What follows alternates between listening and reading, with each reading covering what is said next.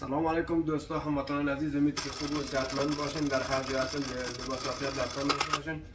خیلی دوستا هموطنان عزیز سوال کرده بود که رانندگی بوس در آلمان چه رقمی هست، میشه در کلا درباره بوس که توضیح بده درباره تکمه‌اش، چون اینا خیلی تکمه داره، اینا مثلا ما نمیفهمیم، میشه در فارسی توضیح بده که ان شاء الله برای شما توضیح بدم.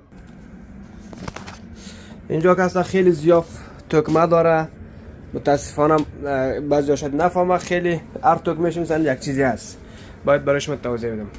این گیرت که اصلا چیز نشان میده، امیر راه رو نشان میده که مثلا فرض کردن ما 7 دقیقه اینجا وقت داریم، هر چقدر وقت داشته باشی مثلا اینجا نشان میده که هر چه وقتش تمام میشه، بازی والا 7 دقیقه وقت داریم، 7 دقیقه تمام میشه.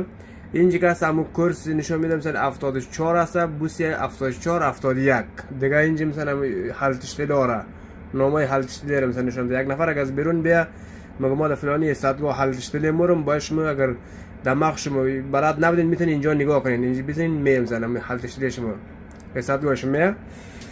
و در باره تکمه‌اش مثلا این تکمه که است دروازه اول است، این دروازه دوم است، این دروازه سوم، این دروازه چهارم که میفهمید.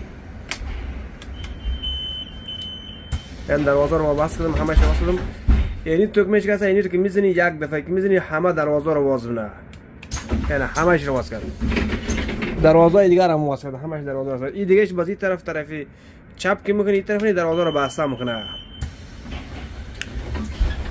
و این یعنی تکمه که است دروازه رو فقایی میکنین، فرض که اینجا انت میزنین فقایی میکنین، اینجا میزنی فقایی میکنین، یک نفر بیرون از بیرون که بیاد دیسخ انت بزنه بعد واز میشه. یعنی دروازه که است یک از گشپرت کردیم مثلا بسته کردیم، ما میذاریم که این دروازه واز میشه، یعنی در دویش واز شد. الان ما مثلا میخوایم گشپرت کنیم، یکش رو بسته کنم، یعنی طرفش بسته میکنیم، الان تکمه رو میذاریم این یک طرف واز میشه، دیگه واز نمیشه. اینی شامو تو من ایش دیگه واز نمیشه، ما چون این تکمه رو بسته کردیم.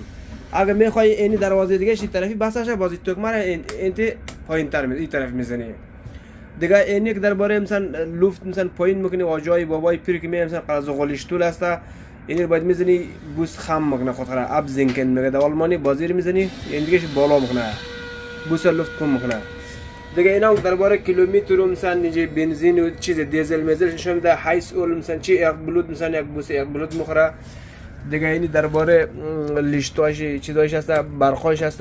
و اینجا هم برق مثلا داخلی چیز هست، من خاموشونم نگاه کن، الان داخل بوس خاموش شده بخاطر اینکه من روشن میکنم، اینجا روشن میکنم دیده،